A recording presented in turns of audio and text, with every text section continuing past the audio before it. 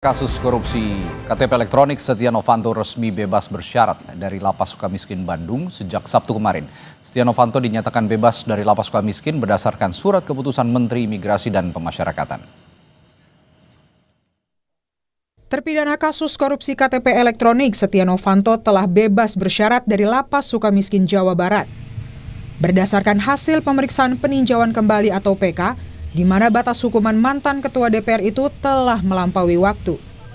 Menteri Imigrasi dan Pemasyarakatan Agus Andrianto menyebut Setia Novanto seharusnya bebas pada 25 Juli lalu. Karena sudah melalui proses asesmen dan yang bersangkutan berdasarkan dari keputusan PK itu sudah melampaui waktunya. Harusnya tanggal 25 yang lalu. Oke. Setia Novanto mendapatkan pembebasan bersyarat 1 hari sebelum Hari Kemerdekaan ke-80 RI setelah menjalani masa hukuman lebih dari 7 tahun di balik jeruji besi. Pada April 2018 lalu, Setia Novanto divonis 15 tahun penjara oleh Pengadilan Tipikor Jakarta. Namun, jalan menuju kebebasan bersyarat Setnov terbuka saat pengajuan peninjauan kembali dikabulkan Mahkamah Agung pada 2021 lalu. Pada September 2021, Mahkamah Agung mengabulkan permohonan peninjauan kembali yang memotong hukumannya menjadi 12 tahun 6 bulan. Serangkaian remisi juga diterima Setia Novanto sejak tahun 2023. Pada Idul Fitri tahun 2023, Setia Novanto menerima pengurangan masa tahanan sebanyak 1 bulan. Lalu pada 17 Agustus 2023, ia kembali mendapat remisi sebanyak 3 bulan masa tahanan. Di Lebaran 2024, Setnov juga mendapat 1 bulan remisi dan pada 17 Agustus di tahun yang sama diperkirakan menerima potongan hukuman antara 1 hingga 6 bulan. Begitu juga pada Lebaran 2025, potongan hukuman terhadap Setia Novanto berkisar 15 hari hingga 2 bulan. Puncak pemangkasan hukuman Setnov muncul pada Juni 2025. Mahkamah Agung membebas vonis Setia Novanto sebanyak 2,5 tahun atau 30 bulan masa pidana dalam 1 ketukan palu. Meski telah dibebaskan dari penjara, status Setia Novanto saat ini masih dalam pembebasan bersyarat. Ada wajib lapor ada. Itu sampai kapan Pak dia wajib lapornya? Itu sampai 2029. Ya, yang pasti akan dicabut. Nah, itu kok menurut ketentuan daripada permennya akan undang-undangnya akan itu ya. Setia Novanto terseret kasus korupsi KTP elektronik. Dirinya disebut berperan mengatur besaran proyek KTP elektronik senilai 5,9 triliun rupiah. Tim Liputan, Kompas TV. Dan untuk membahas hal ini sudah bergabung bersama saya di studio Kompas TV, di studio Sapa Indonesia Malam, Ferry Amsari selaku peneliti Pusat Studi Hukum Universitas Andalas. Selamat malam, Bung Ferry. Malam, Mas. Dan melalui sambungan virtual ada juga Wakil Ketua Umum Partai Golkar, Ahmad Doli Kurnia. Selamat malam, Bung Doli. Selamat malam. Baik. Assalamualaikum warahmatullahi wabarakatuh. Salam warahmatullahi wabarakatuh. Saya tanya dulu ke Bung Doli deh, respons Partai Golkar melihat akhirnya Setia Novanto dibebaskan bersyarat nih. Ini kan gimana pun juga dulu lekat dengan Partai Golkar lah ya Pak Nov ini. Ya sapaan akrabnya Pak Nov ini sudah ada kabar juga yang diterima Bang Doli, dan bagaimana respon sejauh ini? Ya sampai sejauh ini kan Pak Setia Novanto itu ya masih adalah kader Partai Golkar. Golkar ya. Karena kita belum pernah menerima surat atau pernyataan beliau keluar dari Partai Golkar. Kita juga atau saya juga tidak pernah mengetahui bahwa kita pernah memberhentikan Pak Setia Novanto jadi kader Golkar. Jadi dia adalah masih kader Partai Golkar. Nah soal urusan putusan yang dia terima hari ini bebas bersyarat itu, ya itu kan keputusan pemerintah ya, perusahaan negara yang memang tentu pasti ada ketentuannya, ada aturannya gitu loh. Nah, ya buat kita kalau ada kader yang kemudian sudah menjalani hukuman ya dengan catatan yang baik gitu ya, artinya disebutkan sebagai alasannya kan karena berkelakuan baik, sudah menjalani 2/3 hukuman, terus mengikuti pembinaan hukum dan seterusnya gitu. Ya artinya Pak Setia Novanto mengikuti jalannya hukuman itu secara sungguh-sungguh, secara ikhlas gitu ya, dan kemudian berdasarkan itu kemudian mendapatkan vonis bebas walaupun bebas bersyarat, ya bagus-bagus saja lah ya kan. Kita kan namanya orang juga dihukum kemudian dikasih bebas, ya tentu kita bersyukurlah kalau misalnya kemudian ada orang yang sudah menjalani proses hukumnya dan kemudian dinyatakan berkelakuan baik, karena berkelakuan baik kemudian mendapatkan potongan seperti itu. Oke, sejauh ini tapi pernah berikan pendampingan, Bung Doli, untuk Pak Nov ini selama menjalani proses hukum? Oh tidak, tentu kan biasanya dulu seperti yang sering dilakukan mekanismenya dalam partai kita, ketika ada kader atau pimpinan yang terindikasi bermasalah hukum, ya badan hukum kita, ada Bakunham namanya, itu menawarkan diri kepada kader-kader kita itu untuk kita beri bantuan hukum. Nah itu pun terserah yang bersangkutan ya, apakah dia menerima bantuan kita atau tidak. Tapi biasanya kan mereka juga punya kuasa hukum atau tim hukum sendiri ya. Nah ketika misalnya sudah divonis, itu juga hubungannya langsung kepada tim hukumnya sendiri. Kita udah tidak ada, jarang sudah berkomunikasi secara formal ya paling informal saja. Apalagi masalah hukum saya kira itu sudah menyangkut dengan soal urusan pribadi masing-masing lah kira-kira. Jadi dari dulu pada saat divonis dan terakhir sampai sekarang secara institusional Golkar tidak punya hubungan atau ada hubungan bantuan hukum dan seterusnya, karena itu urusan Pak Setia Novanto secara pribadi. Ya, oke. Itu yang bisa diutarakan oleh Bung Doli sebagai Wakil Ketua Umum Partai Golkar. Saya ke Bung Peri kalau gitu. Setia Novanto ini kan sudah pernah diberikan remisi, lalu di KPK-nya juga dikabulkan. Nah, kalau Anda ngelihat sunat menyunat, kalau kita bilang ekstrim itu sunat menyunat hukuman lah ya. Karena di kita tuh banyak sekali kasus-kasus hukum, terutama yang menyangkut soal korupsi begitu. Diberikan sunat hukuman begitu, disunat hukumannya yang lumayan signifikan. Ini sudah sesuai prosedur belum? Terutama dengan misalnya undang-undang pemasyarakatan dan proses undang-undang hukum lainnya. Ya kalau sesuai prosedur saya yakin sesuai prosedur. Tapi ini bicara keberpihakan. Oke. Jadi kalau prosedur kan bisa dibuat ya. Agar kemudian sesuai dan itu layak untuk diberikan kepada siapapun termasuk dalam kasus korupsi. Tapi tidak lumrah di sebuah negara yang bercita-cita akan mengejar koruptor hingga ke Antartika, lalu kemudian diberikan kemudahan-kemudahan yang signifikan mengurangi masa pidana mereka. Bagi saya keberpihakannya yang tidak terlihat.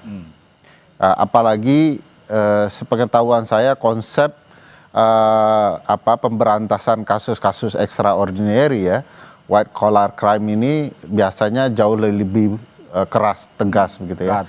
Nah, pemberian seperti ini dicicil potongan remisinya berkali-kali, PK juga dimenangkan, memang tidak menunjukkan keberpihakan kita dalam upaya pemberantasan korupsi.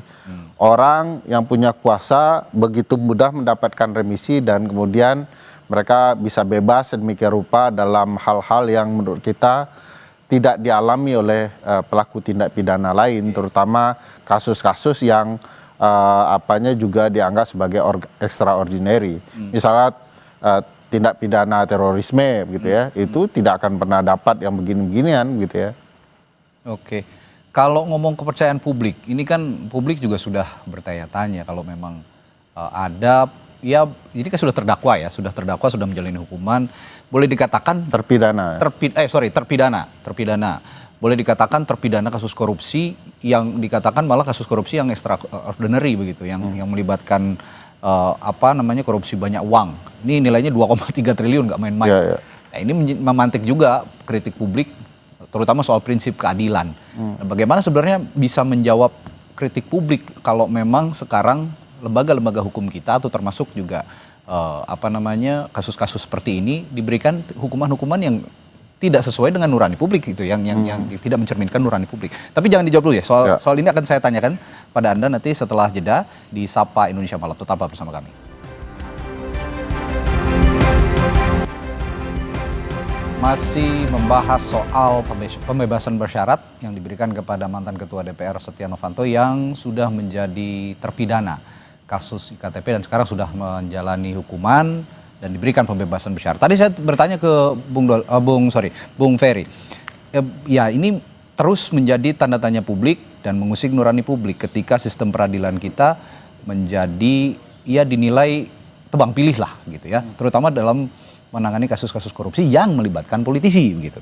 Nah, kira-kira dampak publiknya bagaimana terhadap sistem peradilan kita? Apakah publik masih bisa percaya dengan sistem peradilan kita dengan peristiwa-peristiwa seperti ini? Kalau ini tidak hanya soal peradilan ya, karena penghukuman pemidananya oleh pengadilan memang di kasus PK dia diringankan. Tapi dalam konteks ini sistem penitensier kita. Bagaimana penghukuman itu dijatuhkan kepada orang yang dianggap bersalah. Nah, sistem penitensier kita ini kadang-kadang kalau maling ayam itu bisa lama.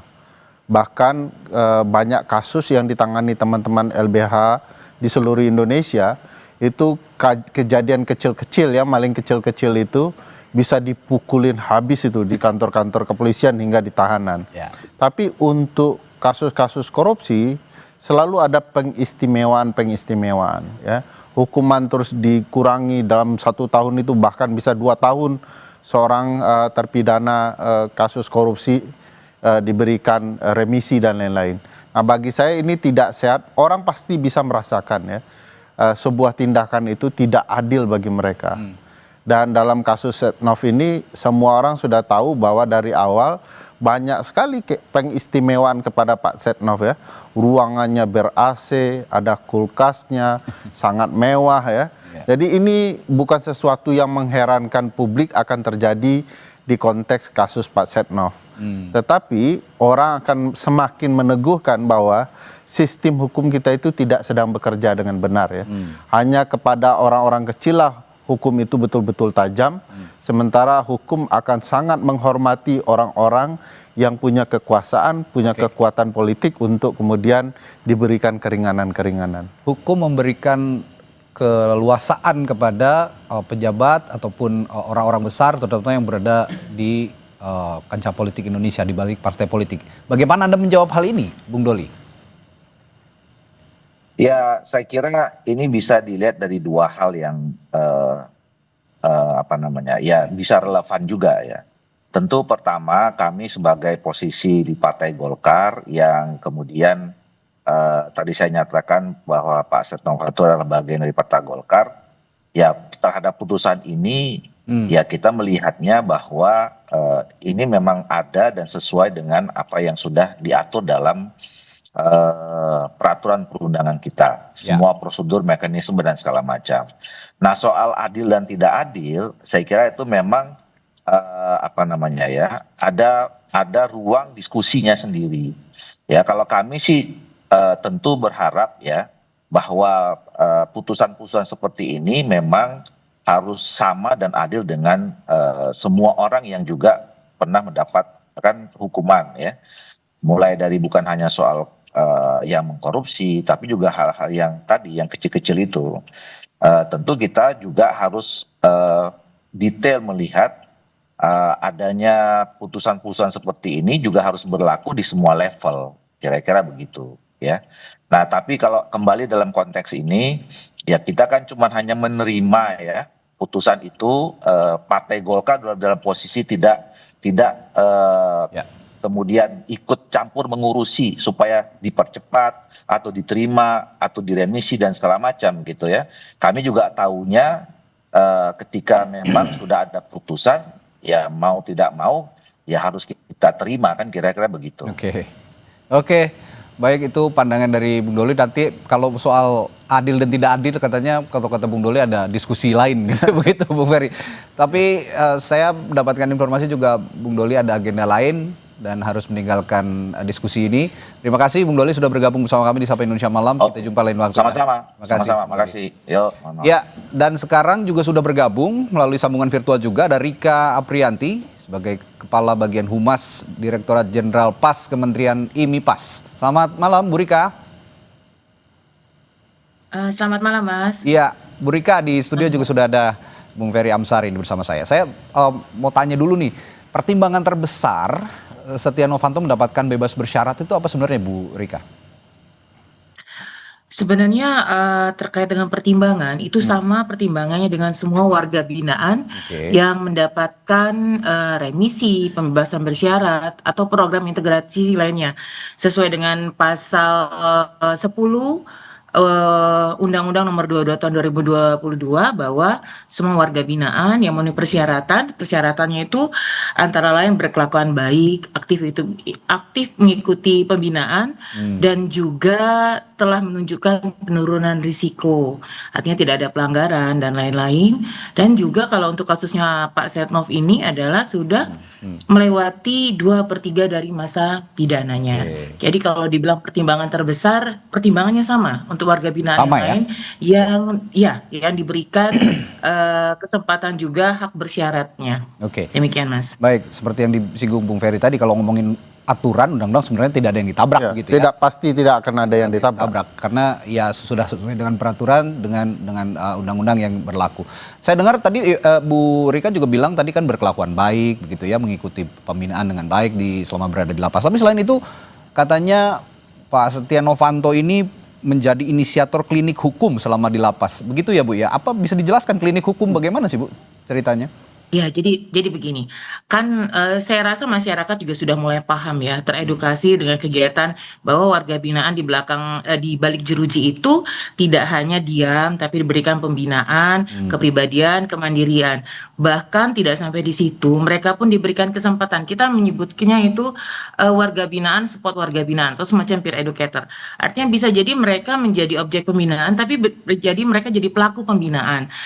Kita mengetahui bahwa semua warga binaan itu berasal dari latar belakang yang berbeda-beda, dan mereka juga mempunyai kemampuan juga yang berbeda-beda yang bisa kita berdayakan untuk mendukung kemampuan warga binaan yang lain. Nah, terkait dengan inisiator klinik hukum ini, semua kita termasuk warga binaan kasih pada orang-orang tertentu atau warga binaan tertentu pasti memiliki kebutuhan terkait dengan kegiatan hukumnya.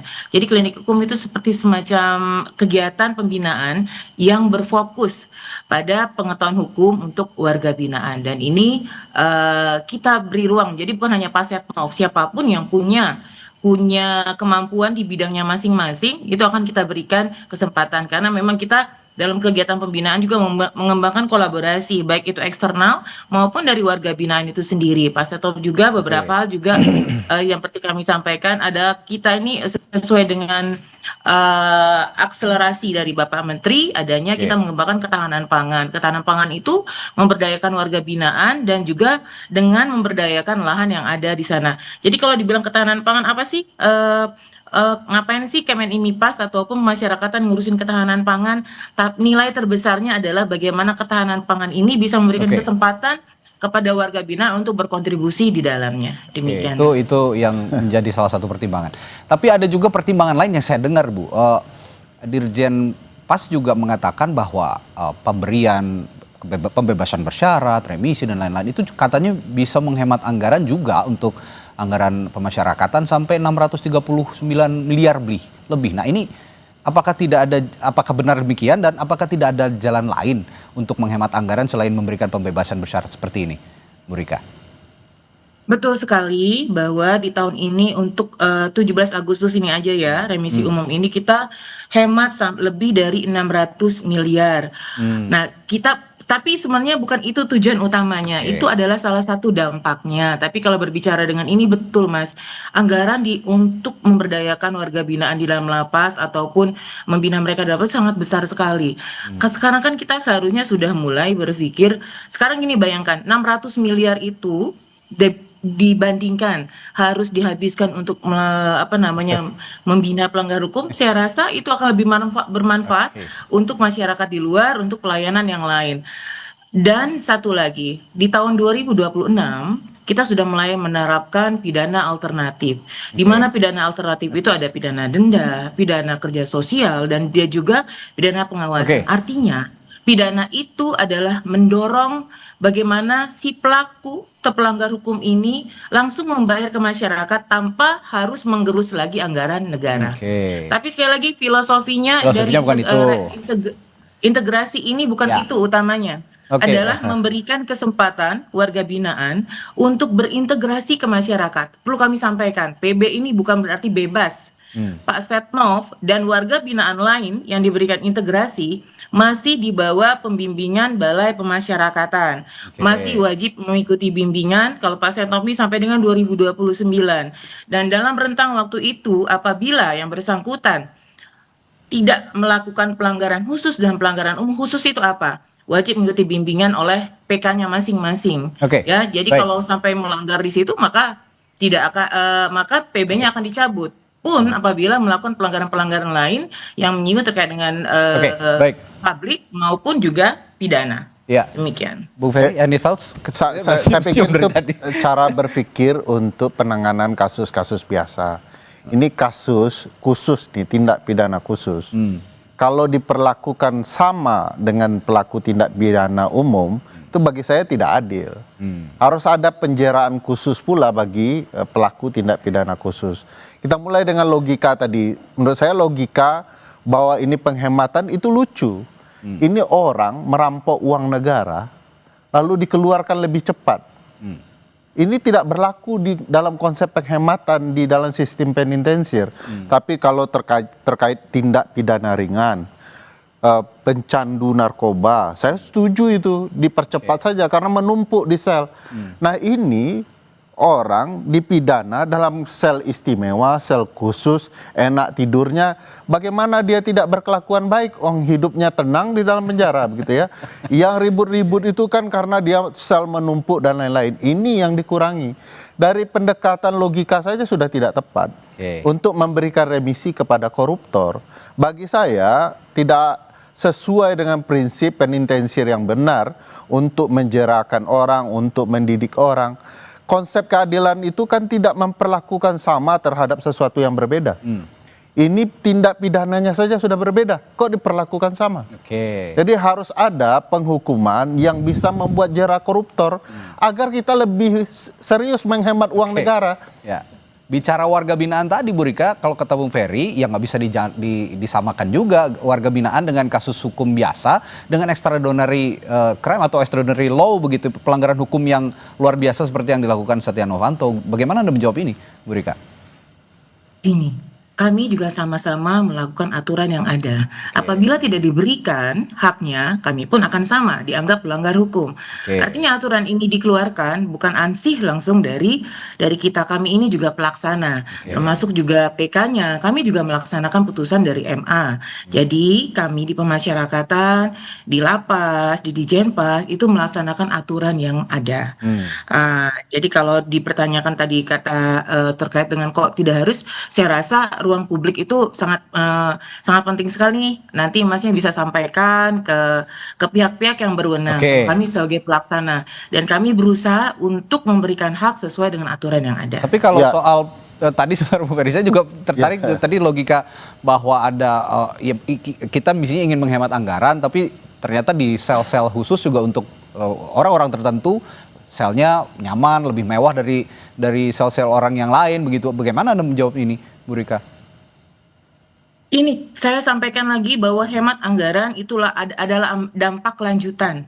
Kalau tujuan utamanya adalah mengintegrasikan masyarakat, yang tujuan filosofinya adalah melindungi masyarakat dari pengulangan tindak pidana. Kami berharap dengan reward yang diberikan kepada semua warga binaan yang mengikuti pembinaan, itu mereka tidak mengulangi lagi tindak pidananya. Pun sama dengan Pak Setnov, kami berharap dengan waktu integrasinya ini, Pak Setnov dapat memberikan kontribusi yang aktif untuk kepentingan masyarakat. Tentunya harapan kami seperti itu. Terkait dengannya adanya layanan yang tadinya khusus dan lain-lain, silakan disampaikan. Kami kan terbuka. Kalau memang itu ada, kami akan segera tindak lanjuti.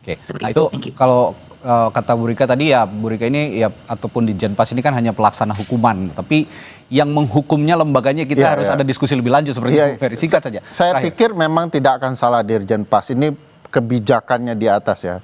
Paling bersalah itu presiden ya. Kenapa kemudian memberikan ruang ini kepada pasukannya di eksekutif untuk mengintervensi putusan yudikatif. Itu saja menurut saya sudah tidak benar, apalagi kalau kemudian lihat dalam kasus tindak pidana korupsi ya. Mestinya ke depan harus ada putusan-putusan terbaru di Mahkamah Agung yang menghentikan campur tangan eksekutif dalam penghukuman. Misalnya kalau di luar negeri itu ada pembatasan melalui putusan, kasus-kasus tertentu itu dinyatakan oleh pengadilan bahwa tidak bisa diberikan keringanan dalam bentuk apapun. Ini harus ada diskusi lanjutan sepertinya.